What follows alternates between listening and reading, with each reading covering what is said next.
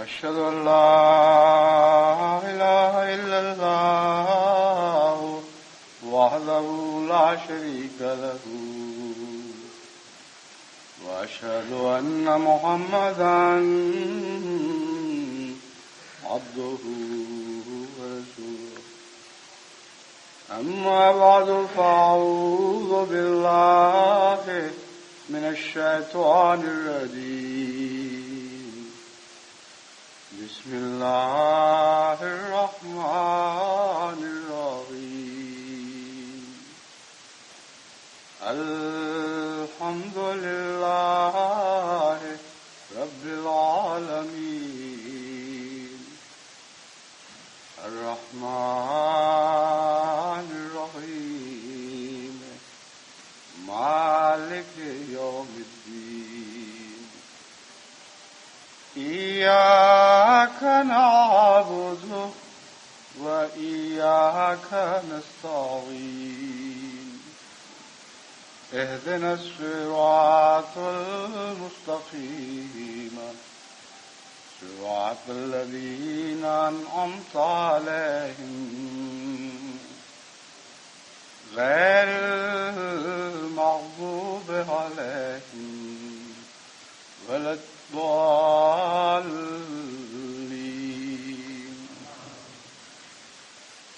ومثل الذين ينفقون أموالهم ابتغاء مرضات الله وتثبيتا من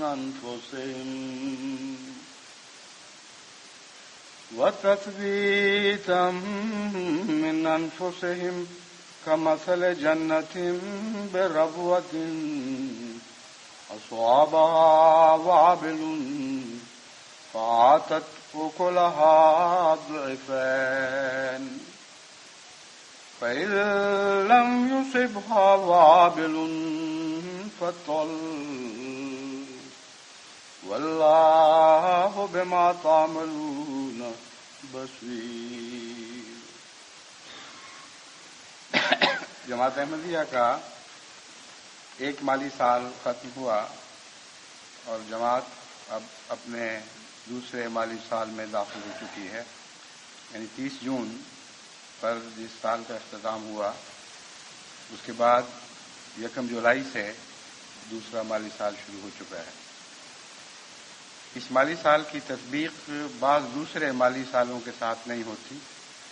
مثلا تحریک جدید ہے، اس کا مالی سال مختلف وقت میں شروع ہوتا ہے، اور وقف جدید ہے، اس کا مالی سال بھی ایک اور وقت میں شروع ہوتا ہے. اسی طرح مختلف تحریکات ہیں جن کے مالی سال اس وقت سے شروع ہوتے ہیں جب وہ تحریک شروع کی گئی. لیکن جماعت کے سامنے اعداد و شمار رکھنے کی خاطر ہم نے یہ طریقہ اختیار کیا ہے کہ گزشتہ ایک سال میں جو بھی وصولی ہوئی ہے اس کو شمار کر لیا جائے، تاکہ جواب جماعت کے سامنے گزشتہ مالی سال کی صورتحال واضح کی جا سکے. یعنی تحریک جدید کا سال خواہ کسی وقت شروع ہو کسی وقت ختم ہو، جو سال گزشتہ تحریک جدید کا سال تھا اس کی آمد کو ایک سال کی آمد کے طور پر ان اعداد و شمار میں شامل کر لیا ہے جو میں آپ کے سامنے پیش کروں گا. لیکن اس سے پہلے یہ قرآن کریم کی جس آیت کی میں نے آپ کے سامنے تلاوت کی ہے، یہ سورہ البقرہ کی آیت 266 ہے. پہلے اس کا ترجمہ اور مختصر تشریح پیش کرتا ہوں. اللہ تعالیٰ فرماتا ہے، ان لوگوں کی مثال جو اللہ کی راہ میں اپنا مال خرچ کرتے ہیں.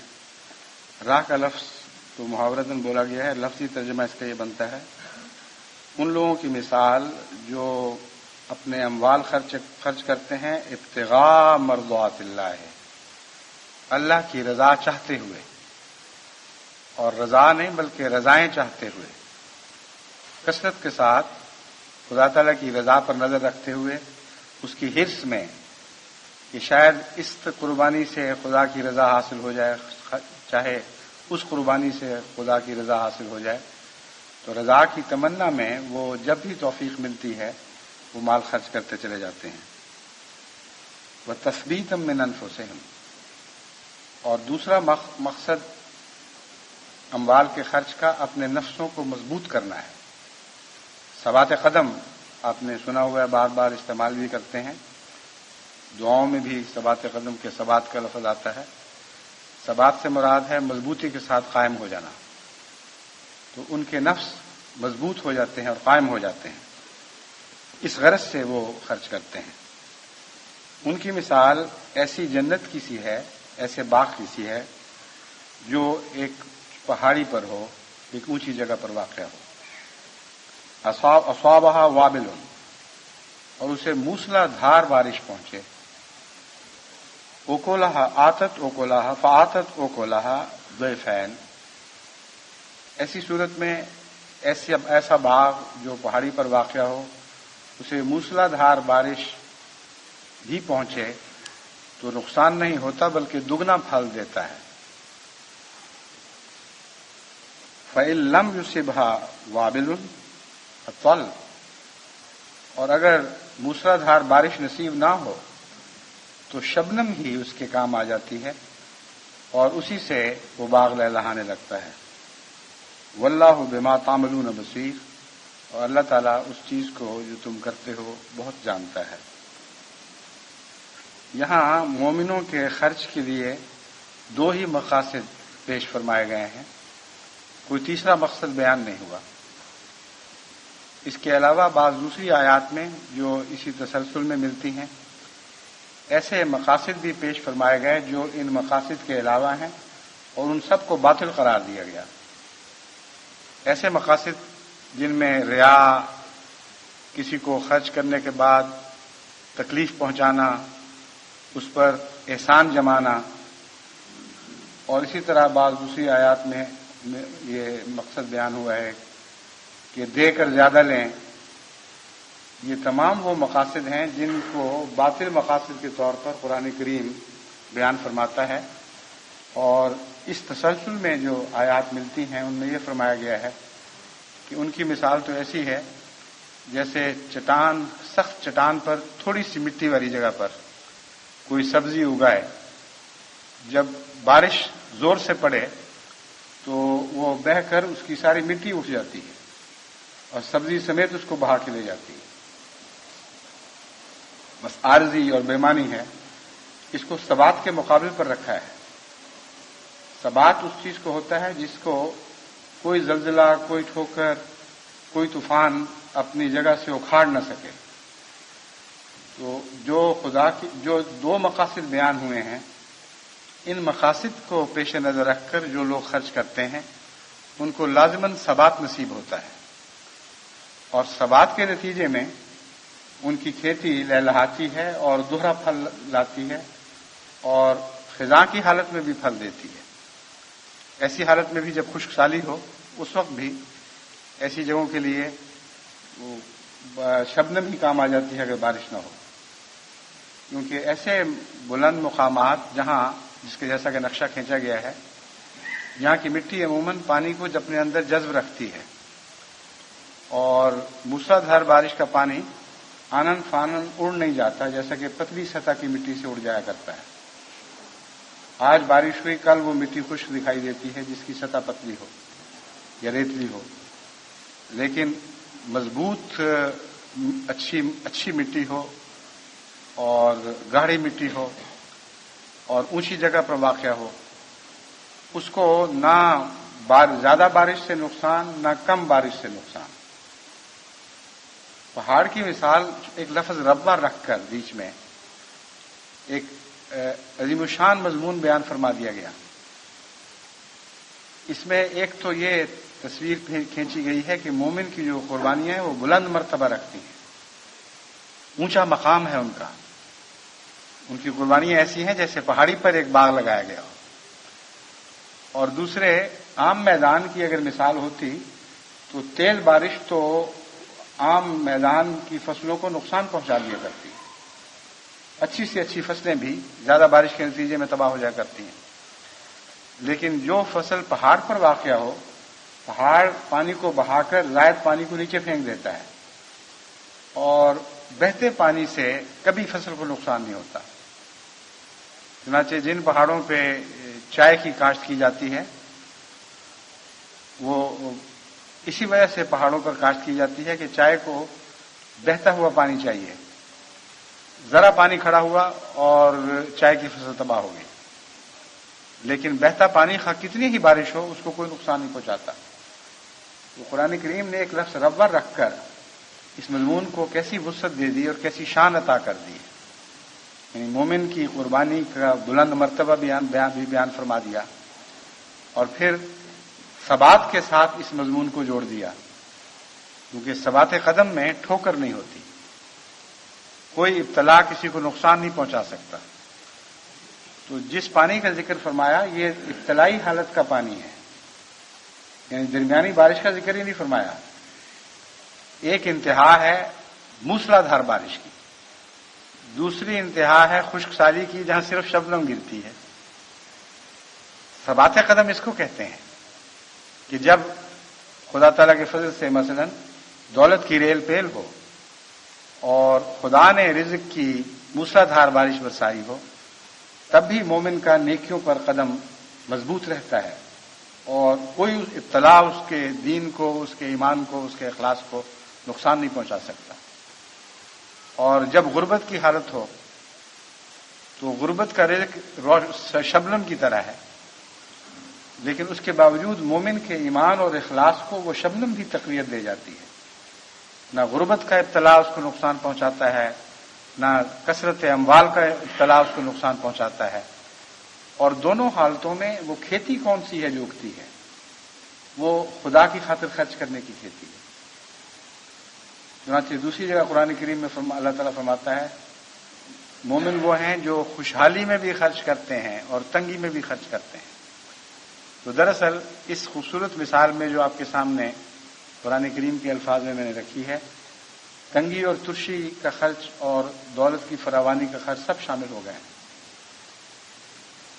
یہ ان کو ثبات ہے مومن کو کہ ہر حالت میں وہ خدا ہی کا رہتا ہے اور خدا ہی کی خاطر اس کی قربانیاں ہوتی ہیں. ایک اور معنی اموال اور ثبات کے تعلق میں یہ ہیں کہ وہ لوگ جو خدا کی خاطر خرچ کرتے ہیں ان کو عام دنیا کے دوسرے ابتلاؤں میں بھی ٹھوکر نہیں پڑ ملتی، اور وہ لوگ جو خدا کی خاطر خرچ نہیں کرتے بظاہر کتنے ہی اخلاص کے دعوے کرتے ہوں، ان کو جب بھی مشکل وقت پیش آئے وہ ان کے قدم ڈگمگا جایا کرتے ہیں اور وہ پھسل جاتے ہیں. تو اگر کسی مومن نے اپنے ایمان کی حفاظت کرنی ہے اور اللہ تعالیٰ سے یہ التجا کرتا ہے کہ وہ ہر حال میں اسے ثابت قدم رکھے، تو اس کا نسخہ خدا تعالیٰ نے بیان فرما دیا ہے کہ تم خدا کی خاطر خرچ کرو تو تمہیں ثبات قدم نصیب ہوگا. پہلے مقصد اور دوسرے مقصد میں ایک گہرا تعلق ہے. دو ہی نیک مقاصد بیان فرمائے گئے. بندوں کی رضا کا کہیں ذکر نہیں ہے، اپنے نفس کی نرمی اور دل کی قلبی جذبات کے نتیجے میں خرچ کا کوئی ذکر نہیں، حالانکہ وہ کوئی برا محرک نہیں ہے. باطل محرکات میں اس کو خدا تعالیٰ نے ذکر نہیں فرمایا. میرا مطلب یہ ہے کہ بعض دفعہ خدا کی رضا کی خاطر انسان خرچ کرتا ہے، بعض دفعہ ایک غریب کی ہمدردی میں اپنے نفس سے مجبور ہو کے خرچ کر دیتا ہے. وہ خرچ بھی اچھا ہے، لیکن چونکہ اس کے نتیجے میں جزا نہیں ہے سوائے اس جزا کے جو انسان کے دل کو تسکین کی صورت میں ملتی ہے، اس لیے اس کا ذکر یہاں نہیں فرمایا. لیکن باطل مقاصد میں بھی اس کا ذکر نہیں فرمایا. تو سوال یہ ہے کہ یہ دو کیوں چنے گئے؟ اصل وہ خرچ خدا کی راہ میں جو جزا کا مستحق ہوتا ہے وہ انہی دو مقاصد والا خرچ ہے. اس کے سوا کوئی خرچ ایسا نہیں ہے جس کو جزا کے لائق قرار دیا گیا ہو. خرچ کرنا ہے تو اللہ کی رضا چاہو، بندوں کی رضا نہ چاہو، اپنے دل کی رضا نہ چاہو، اپنے اقربا کی رضا نہ چاہو، کوئی اور رضا مقصود نہ ہو، مرضات اللہ مقصود ہو، بار بار خدا کی رضا نصیب ہو. خرچ کرتے وقت مختلف کیفیات کے ساتھ انسان خرچ کرتا ہے. ان کیفیات میں خدا کی مختلف رضا حاصل ہوتی ہے۔ بظاہر ایک ہی خرچ ہے، لیکن حقیقت میں خرچ کے ساتھ جو نیتیں شامل ہو رہی ہوتی ہیں، جو جذبات شامل ہو جاتے ہیں، وہ خرچ کی نوعیت بدلتے رہتے ہیں۔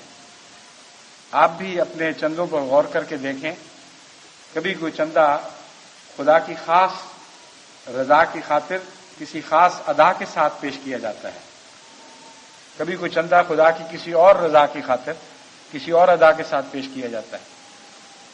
کبھی اس طرح پیش کیا جاتا ہے کہ بچے بھوکے ہیں، ضرورت مند ہیں، ان کپڑوں کے محتاج ہیں، اور انسان جانتے بوجھتے ہوئے کہ میرے بچوں کو سخت ضرورت درپیش ہے، کچھ نہ کچھ خدا کے لیے نکالتا ہے۔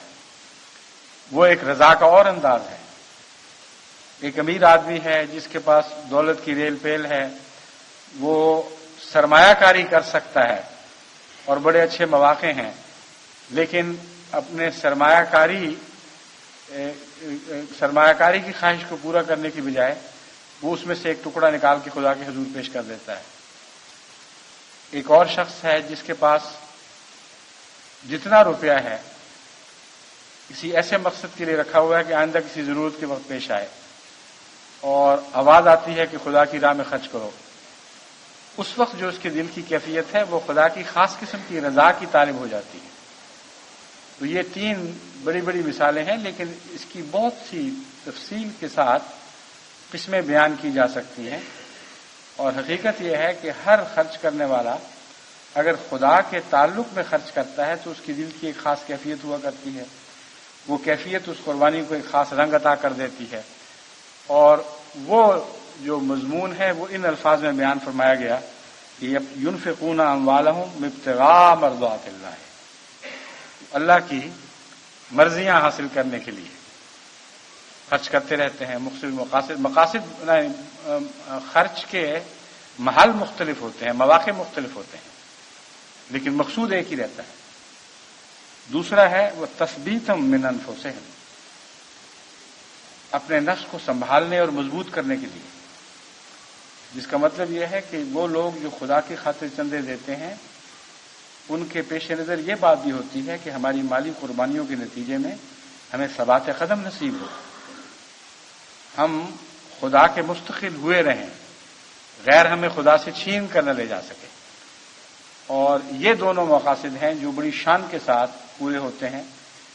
جب آپ ربا والی مثال میں پہنچتے ہیں تو وہاں آپ کو اللہ کی رضا کا مضمون بھی دکھائی دینے لگتا ہے اور ثبات قدم کا مضمون بھی دکھائی دینے لگتا ہے۔ وہ جو کھیتیاں نکلتی ہیں وہ قربانی کی کھیتیاں بھی ہیں اور جزا کی کھیتیاں بھی ہیں، اور قرآن کریم نے اسی تعلق میں اس کی ایک اور مثال دی ہے کہ خدا کی خاطر جو ایک دانہ زمین میں بوتا ہے، یعنی مثال تو دانہ بونے کی دی ہے مگر مراد اس کی یہی ہے کہ خدا کی خاطر جو ایک آنا مثلاً خرچ کرتا ہے، خدا کی خاطر ایک دانہ زمین میں بوتا ہے، وہ بعض دفعہ 7 بالیاں نکالتا ہے اور ہر بالی پہ 100 دانے ہوتے ہیں، تو 700 دانے بن جاتے ہیں ایک دانے کے، اور اگر ان 700 دانوں کی جزا اس دنیا میں نصیب ہو جائے تو آپ اندازہ کریں کہ خدا کی خاطر قربانی کرنے والوں کے اموال میں کتنی برکت پڑ سکتی ہے۔ لیکن اللہ تعالیٰ فرماتا ہے کہ یہی اسی پر اکتفا نہیں ہے، جس کو چاہے اس کے علاوہ بھی بہت دیتا ہے، اور پھر دنیا میں بھی دیتا ہے اور آخرت میں بھی دیتا ہے۔ اس مضمون پر غور کرتے ہوئے جب میں نے حضرت مسیح موعود علیہ الصلوۃ والسلام کے زمانے کی مالی قربانی پر نظر کی تو مجموعی طور پر جماعت کا وہ چندہ جو ہمیں اندازہ لگانا پڑتا ہے حالات سے نظر آتا ہے، آج اس سے 700 گنا سے بھی بہت زیادہ ہو چکا ہے۔ یعنی 100 سال میں یہ کھیتی 700 کی حد کو پار کر کے خدا کی لامتناہی عطا کی حد میں داخل ہو چکی ہے اور کوئی نسبت نہیں رہی۔ اور وہ لوگ جو قربانیاں پیش کیا کرتے تھے ان کی اولادیں بھی اگر آپ ان کو حضرت مسیح علیہ الصلوۃ والسلام کے وقت سے لے کر آج تک ٹریس کرتے ہوئے، ان کی نشان دہی کرتے ہوئے، کھوج لگاتے ہوئے، تلاش کریں تو ساری دنیا میں پھیلی ہوئی ایسے بزرگوں کی اولادیں ہیں جن کا وہ مشکل گزارا ہوا کرتا تھا، مگر خدا کی راہ میں بڑی قربانی کرنے والے تھے۔ آج ان کی اولادوں میں میں نظر ڈال کر بتاتا ہوں، بعض لوگوں پر ایسے ہیں جو حضرت مسیح علیہ السلام کے زمانے میں جتنی مالی قربانی ہوتی تھی ان میں سے ایک اس سے زیادہ آج کر رہا ہے۔ یعنی تمام مالی قربانی جو حضرت مسیح علیہ السلام کے زمانے میں ساری جماعت کو پیش کرنے کی توفیق ملتی تھی، آج ان بزرگوں کی اولادوں میں سے بعض ایسے صاحب دولت اور صاحب ثروت اور صاحب غنا لوگ ہیں جن کا دل غنی ہے کہ اللہ کے فضل کے ساتھ وہ اس زمانے کی ساری مالی قربانی کے بغیر بلکہ اس سے بڑھ کر اکیلے پیش کر رہے ہیں، لیکن سب کچھ بھی پیش کر دیں تب بھی اس مرتبے کو حاصل نہیں کر سکتے جو اس زمانے میں قربانی کرنے والے کا مرتبہ تھا۔ اس پر اللہ کی رضا کی جو نظریں پڑتی تھیں، حضرت مسیح موعود علیہ الصلوۃ والسلام کی رضا کی جو نظریں پڑتی تھیں، ان کی کیفیت بیان کرنا تو ممکن نہیں ہے، لیکن میرا دل گواہی دیتا ہے کہ وہ غرباء جنہوں نے 2 پیسے بھی اس زمانے میں پیش کیے، وہ ایسے تھے جنہوں نے آئندہ زمانوں میں اپنی اولاد کے مقدر جگا دیے۔ ان کی اولاد میں 2 کروڑ خرچ کرنے والے بھی پیدا ہوں گے تب بھی وہ ان 2 پیسوں کے مرتبے کو نہیں پا سکیں گے۔ تو یہ وہ سلسلہ ہے خدا کی قبولیت کا، وہ دانہ جس کو پھل لگا تھا اس کا اپنا ایک مقام ہے، اس پر آپ نظر رکھا کریں۔ جس دانے نے 700 دانے پیدا کیے اور 700 کو پھر خدا نے بڑھا کر بے شمار کر دیا، وہ اصل دانہ ان سب نعمتوں کا باپ ہے، ان سب نعمتوں کی ماں ہے، سب کچھ وہی ہے۔ وہ کثرت کے ساتھ پیدا ہونے والے دانے اپنے اس دانے کا تو مقابلہ نہیں کر سکتے جس کا فیض پا کر وہ بڑھے اور پھولے اور پھلے۔ اس لیے مالی قربانی کرنے والے جو آج ان اعداد و شمار کو سنیں گے، جب دل ان کا حمد سے بھرے گا تو ان بزرگوں کو دعاؤں میں یاد رکھیں جن کی قربانیوں نے یہ پھل لگائے، ان کی اموال میں بھی برکت پڑی اور ان کی قربانیوں میں بھی برکت پڑی، اور بحیثیت مجموعی جماعت احمدیہ کے اموال میں ایسی برکت پڑی ہے کہ آدمی حیران اور ششدر رہ جاتا ہے کہ 100 سال کے عرصے میں اتنی عظیم قربانی کرنے والی جماعت کیسے پیدا ہوگی۔ اب اس تمہید کے بعد میں آپ کے سامنے اعداد و شمار کی صورت میں حتی المقدور اختصار کے ساتھ جماعت احمدیہ کی گزشتہ سال کی مالی قربانی کا نقشہ رکھتا ہوں۔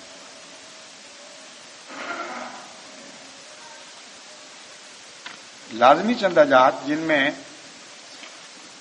چندہ عام اور چندہ وصیت اور جلسہ سالانہ شامل ہیں، ان میں گزشتہ سال خدا تعالیٰ کے فضل سے جماعت نے 51,90,888 پاؤنڈ پیش کیے ہیں، جو 24 کروڑ 61,92,380 کی رقم بنتی ہے۔ اور حضرت مسیح موعود علیہ السلام کے زمانے میں چند ہزار کی باتیں ہوا کرتی تھیں، اور سارا سال میں بھی ہزاروں سے اعداد و شمار نہیں بڑھا کرتے تھے، لیکن اب خدا کے فضل سے لازمی چندہ جات کی تعداد ہی 24 کروڑ 61,92,000 ہو چکی ہے۔ دیگر بڑی تحریکات جو جاری ہیں، تحریک جدید، وقف جدید وغیرہ، ان میں اس کے علاوہ 19,60,000 پاؤنڈ کی مالی قربانی ایک سال میں جماعت کو پیش کرنے کی توفیق مل رہی ہے، جس کی رقم 9 کروڑ 28,88,851 روپے پاکستانی بنتی ہے۔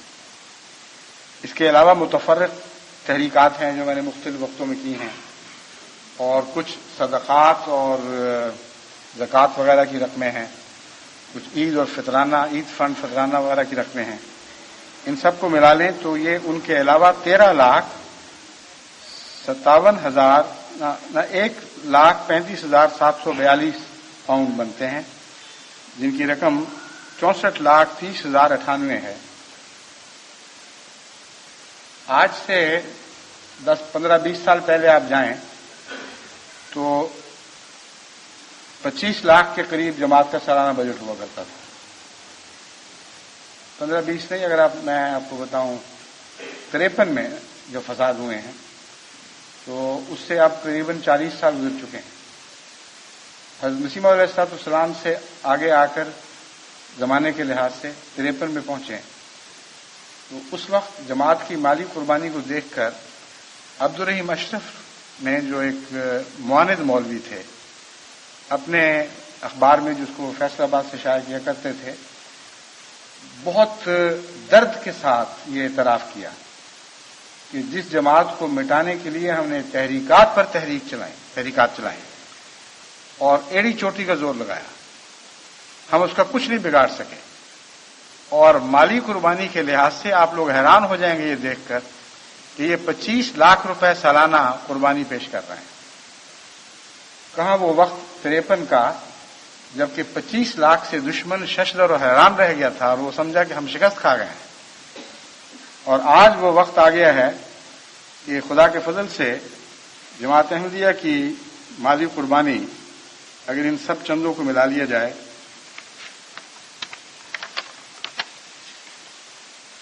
मैं बताता हूं 44 करोड़ के करीब मैंने जो हिसाब लगाया था, ये एक साल की माली कुर्बानी बनती है।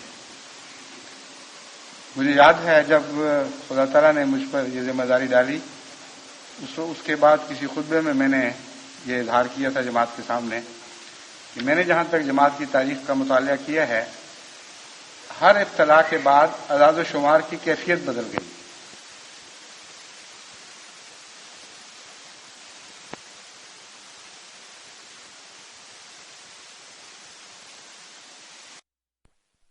मुझे याद है जब खुदा ताला ने मुझ पर जिम्मेदारी डाली, उसके बाद किसी खुतबे में मैंने ये इजहार किया था जमात के सामने कि मैंने जहां तक जमात की तारीख का मुतालिया किया है, हर इब्तला के बाद अदाद शुमार की कैफियत बदल गई है। अगर हजारों में चंदे होते थे तो कोई तहरीक जमात के खिलाफ चलाई गई तो उसके बाद अगली तारीख से पहले लाखों में पहुंच गए, और लाखों में जो चंदे होते थे जब एक और तहरीक चलाई गई तो वो करोड़ों में पहुंच गए। तो मैंने दुआ ये की थी और जमात को कहा था इस दुआ में मेरे साथ शरीक हों कि खुदा करे हमारे देखते देखते अब ये करोड़ अरबों में बदल जाएं। तो जब मैंने ये तहरीक की थी उस वक्त चंद करोड़ भी नहीं थे चंदे। मैं आजाद शुमार निकाल के इंशाअल्लाह जलसे पर पेश करूंगा, लेकिन आज खुदा के फजल से निसफ अरब तक करीबन मामला पहुंच चुका है। और ये जो आजाद शुमार हैं ये सारी दुनिया की जमातों के नहीं हैं। दुनिया की जमातों में से 44 बड़ी जमातों के हैं और बाकी दुनिया में जमातें फैल रही हैं, कसरत के साथ शामिल हो रही हैं।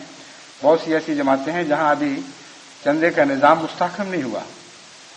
बाज तादाद में थोड़ी हैं, बाज गुर्बत की वजह से ज्यादा आगे नहीं बढ़ सकती, यानी कुर्बानियों में ज्यादा आगे नहीं बढ़ सकती।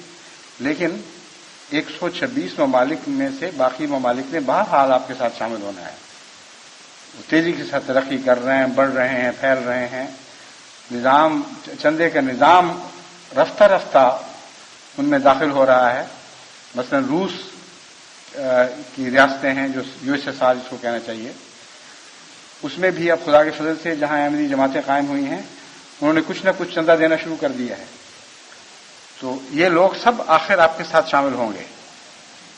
हमें दुआ करनी चाहिए कि पहले अव्वल ये कि जैसा कि मैंने ये तमन्ना का इजहार किया था, खुदा जल्द अब हमारे जमात को करोड़ों की बजाय अरबों के बजट अता करे। और दूसरे, माली कुर्बानी जितनी बढ़े उसकी शान वही रहे जो कुरान करीम ने बयान फरमाई है कि रब्बा पर हो, खुदा के नजदीक बुलंद मर्तबा कुर्बानियां हों। ऐसी कुर्बानियां हों जिनको कोई इब्तला नुकसान न पहुंचा सके, न मूसलाधार बारिश नुकसान पहुंचा सके, न खुश्क साली नुकसान पहुंचा सके। हर हालत में वो तरोताजा रहें और नए नए फल निकाल देती रहें। और फिर खुदा का सलूक उनसे वही हो जो पिछलों की कुर्बानियों से हुआ था। जिन बुजुर्गों की कुर्बानियों ने वो मंजिल बनाई है जिस पे हम आज खड़े हैं, खुदा करे कि हमारी कुर्बानियां वो उसी निस्बत से एक और ऊंची मंजिल खुदा की राह में बना दें और आइंदा नस्लें हमारा जिक्र उस तरह मोहब्बत और प्यार और दुआओं के साथ किया करें جس طرح ہم حضرت اقدس مسیح موعود علیہ الصلوۃ والسلام کے ساتھیوں اور غلاموں کا ذکر محبت اور پیار اور دعاؤں کے ساتھ کرتے ہیں۔ جہاں تک جماعتی موازنے کا تعلق ہے، پاکستان کے علاوہ جو بعض بڑے بڑے ممالک ہیں، ان میں سے میں نے 15 ممالک آپ کے سامنے پیش کرنے کے لیے رکھے ہیں۔ اس سے آپ کو اندازہ ہوگا کہ خدا کے فضل سے کس تیزی کے ساتھ بیرونی جماعتیں قربانی میں ترقی کر رہی ہیں۔ جرمنی صفحے اول پر ہے، بڑی تیزی کے ساتھ آگے بڑھا ہے اور واقعتاً ربوہ کا مقام حاصل کر لیا ہے۔ جرمنی کے ایک سال کی قربانی 10,52,789 پاؤنڈز کی ہے اور یہ سلسلہ ہر سال بڑھتا چلا جا رہا ہے، جس کا مطلب ہے 4,98,70,000 روپے کی قربانی صرف جماعت جرمنی کی ہے، جو چند سال پہلے ساری دنیا کی جماعتوں کی مل کر بھی نہیں تھی۔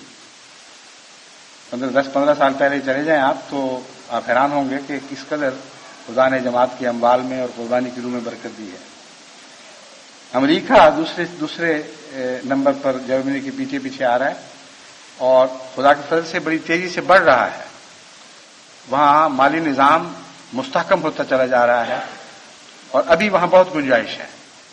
اس لیے اگرچہ جرمنی سے ابھی کافی پیچھے ہے، لیکن جرمنی کے لیے چیلنج ضرور ہے، کیونکہ جس رفتار سے وہ لوگ بیدار ہو رہے ہیں، احساس قربانی پیدا ہو رہا ہے اور نشو و نما پا رہا ہے، بعید نہیں کہ چند سالوں تک وہ جرمنی کو پکڑ لیں تو خیر مشکل ہے، مگر پکڑنے کی کوشش ضرور کریں گے، قریب ضرور پہنچ سکتے ہیں۔ وہ نمبر 2 5,01,930 پاؤنڈ امریکہ کی قربانی ہے۔ ایک وقت تھا، یعنی 15-20 سال پہلے کا، مجھے یاد ہے، شاید اس سے بھی کم کا وقت ہو، کہ امریکہ کو باہر سے امداد ملا کرتی تھی۔ میں جب 1978 میں گیا ہوں اس وقت بھی یہی صورت تھی، اور میں نے ان کو یاد دلایا کہ دیکھو تم ابھی تک باہر سے مدد لے رہے ہو، یعنی جماعت جہاں تک مساجد اور مشنز کے قیام کا تعلق تھا وہ محتاج تھے کہ باہر سے مدد آئے تو بنا سکیں۔ ان کو میں نے یاد دلایا کہ ایک زمانہ تھا جب کہ قادیان سے نہایت غریب لوگ 2 پیسے کی قربانیاں پیش کر کے، کوئی انڈا دے کر، کوئی مرغی دے کر، کوئی بکری دے کر روپے جمع کیا کرتی تھی، اور وہ جماعت جو بھی قربانی کرتی تھی تمہارے جیسے امیر ملکوں کی طرف روانہ ہوا کرتی تھی۔ تمہیں اپنے پاؤں پر کھڑے ہو کر اب باہر کے غریب ملکوں کے لیے قربانیاں پیش کرنی چاہیے۔ وہ جو احسان ہے وہ حروف میں نہیں یا اعداد و شمار میں نہیں گنا جایا کرتا۔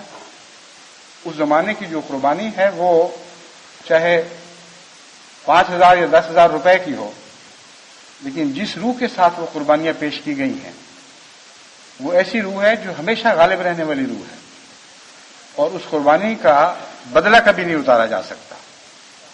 ہاں، بدلہ اتارنے کی ایک تمنا دل میں ہمیشہ برقرار رہنی چاہیے، یہی اس کا بدلہ ہے۔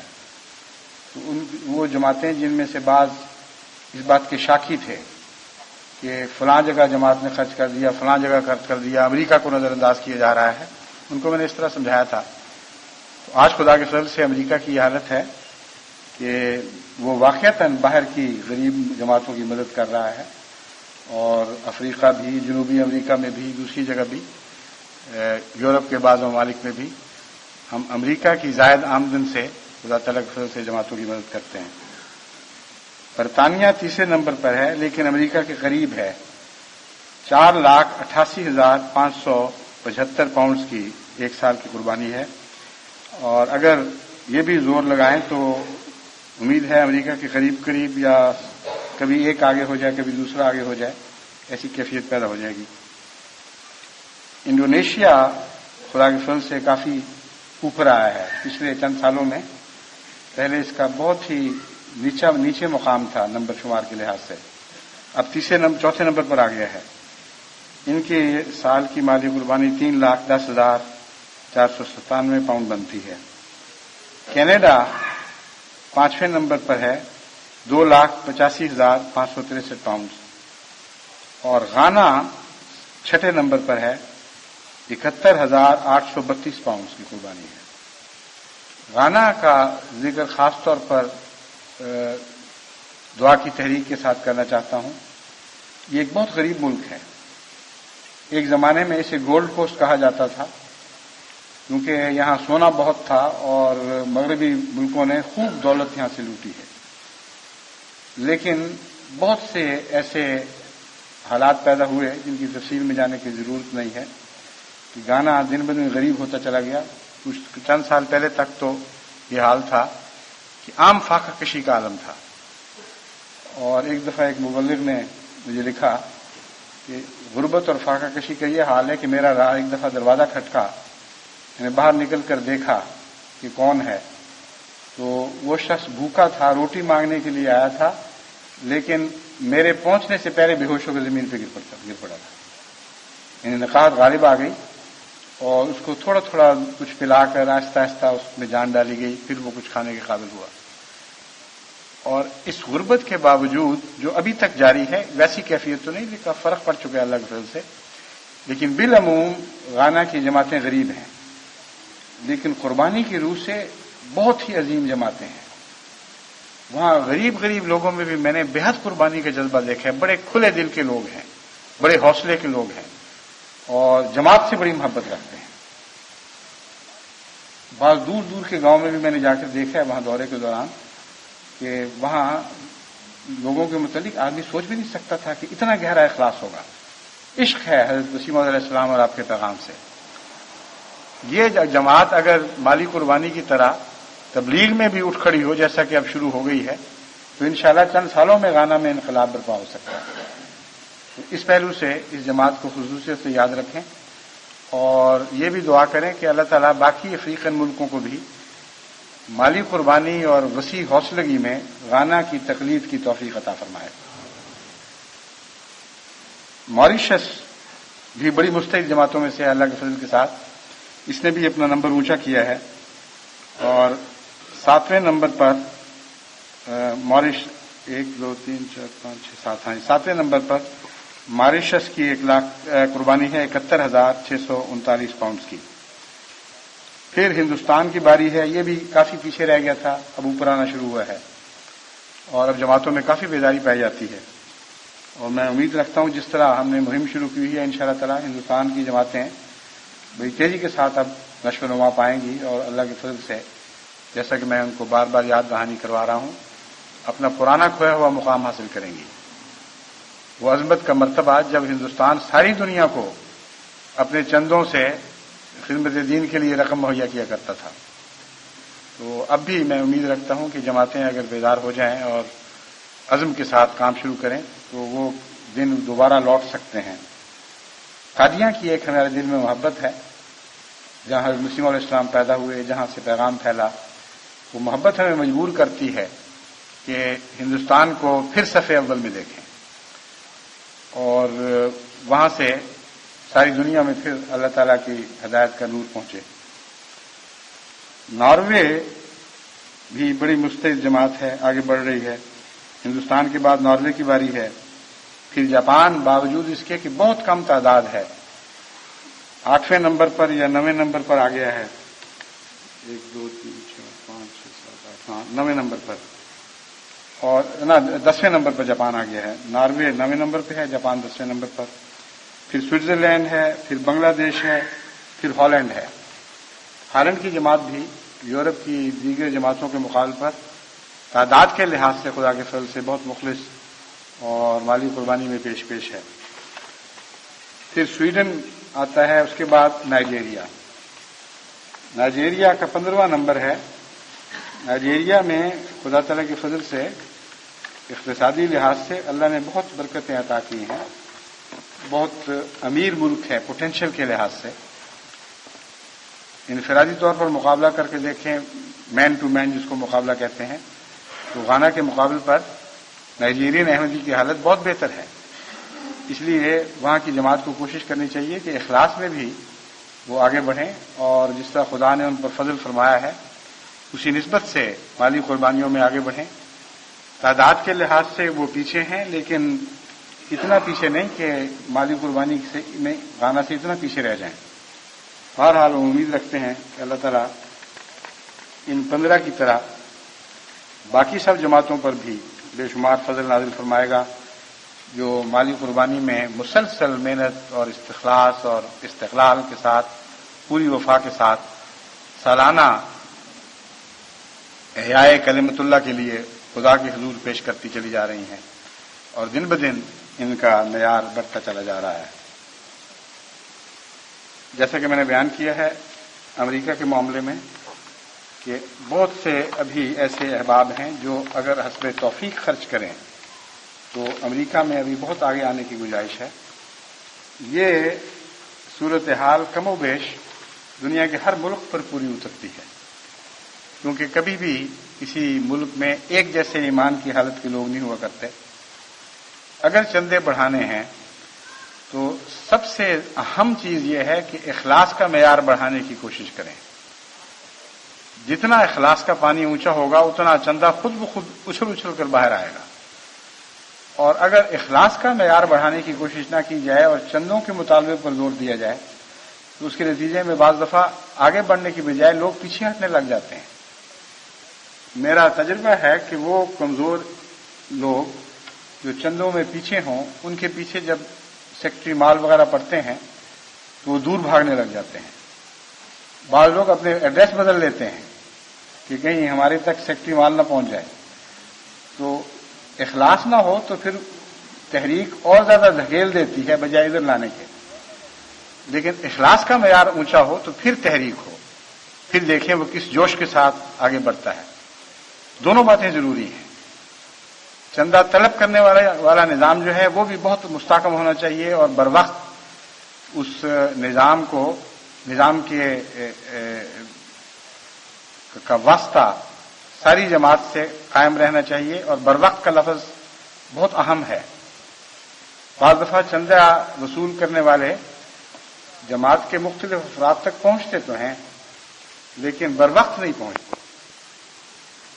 مثلا ایک سال گزر گیا ہے, 11 مہینے یعنی گزرنے کو ہے, 11 مہینے ہو گئے ہیں اور سیکٹری مال اچانک جاگ اٹھتا ہے اور کہتا ہے کہ ہو ابھی تو میری کافی رقم وصول ہونے والی ہے. وہ پھر دروازے کھٹکھٹاتا ہے تو پہنچ تو جاتا ہے لیکن بر وقت نہیں پہنچتا. اگر پہلے مہینے میں پہنچے تو بالعموم ہمارا یہ تجربہ ہے کہ پھر جتنا چندہ کسی شخص نے دینا ہوتا ہے مہینے کے سال کے آخر تک اس سے زیادہ دیتا ہے, پیچھے نہیں رہا کرتا. تو نظام جماعت میں جو چندہ وصول کرنے کا نظام ہے اس کو مستحکم کرنا بہت ہی اہم کام ہے, لیکن اس شرط کے ساتھ کہ وہ نظام جس کا اخلاص کا معیار بڑھانے سے تعلق ہے وہ ساتھ ساتھ مستعد ہو کر قدم قدم چلے بلکہ آگے بڑھ کر چلے. اور اگر اخلاص کا معیار بڑھانے والا نظام یعنی تعلیم و تربیت کا نظام اور نمازوں پہ قائم کرنے یعنی تربیت کا حصہ ہی ہے, نمازوں پر قائم کرنے کا نظام, خدا سے تعلق بڑھانے کا نظام, یہ نظام اگر پوری طرح مستعدی کے ساتھ عمل پیرا ہو تو پھر چندہ وصول کرنے والے نظام میں کمزوریاں بھی رہ جائیں تو اتنا نقصان نہیں ہوا کرتا. اخلاص بڑھ جائے تو جیسے بچے کے لیے ماں کا دودھ بعض دفعہ اچھلتا ہے, چھاتیوں سے باہر آ جاتا ہے, حالانکہ بچے نے طلب بھی نہیں کی ہوتی. بالکل یہی کیفیت اخلاص کی ہے. اگر خدا سے محبت بڑھ جائے, انسان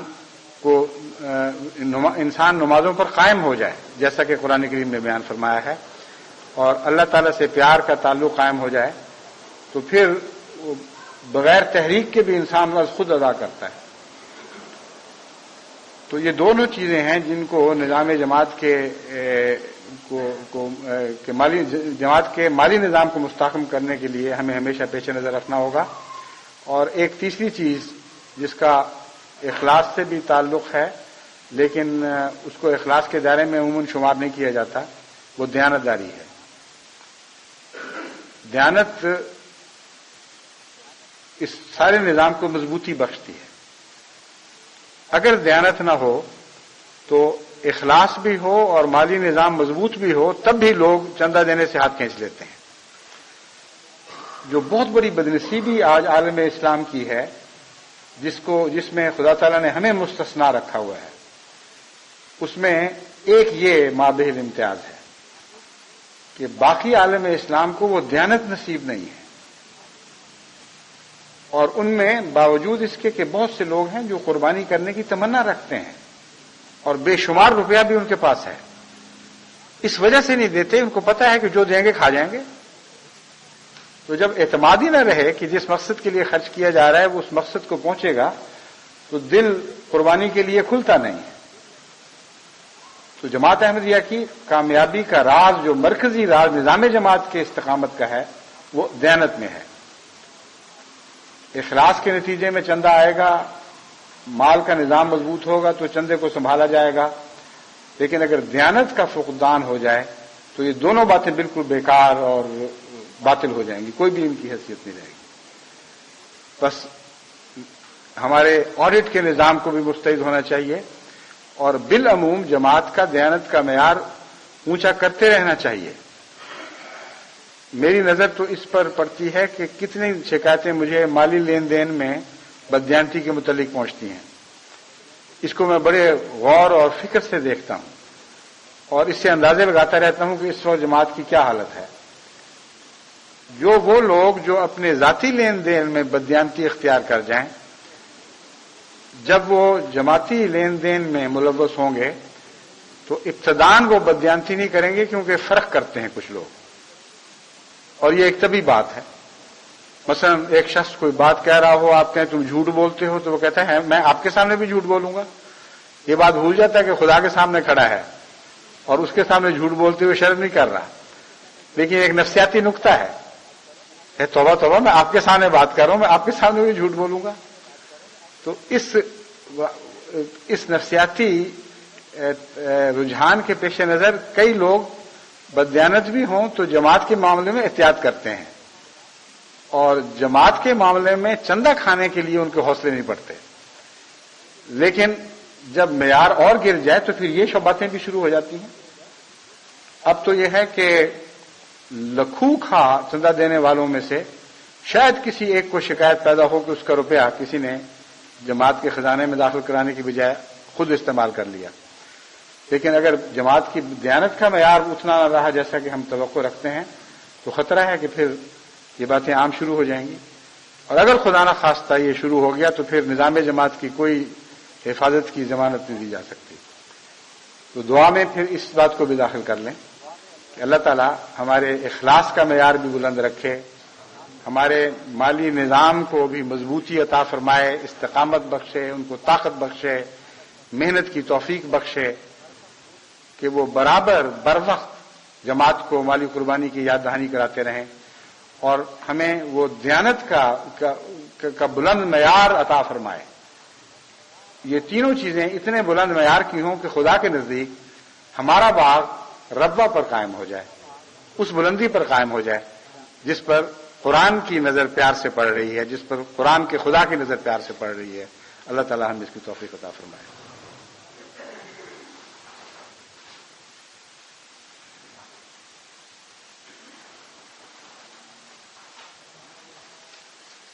الحمد لله نحمده ونستعينه ونستغفره ونؤمن به ونتوكل عليه ونعوذ بالله من شرور أنفسنا ومن سيئات أعمالنا من يهده الله فلا مضل له ومن يضلله فلا هادي له ونشهد أن لا إله إلا الله وحده لا شريك له ونشهد أن محمدا عبده ورسوله عباد الله رحمكم الله إن الله يأمر بالعدل والإحسان وإيتاء ذي القربى وينهى عن الفحشاء والمنكر والبغي يعظكم لعلكم تذكرون اذکروا اللہ یذکرکم وادعوہ یستجب لکم ولذکر اللہ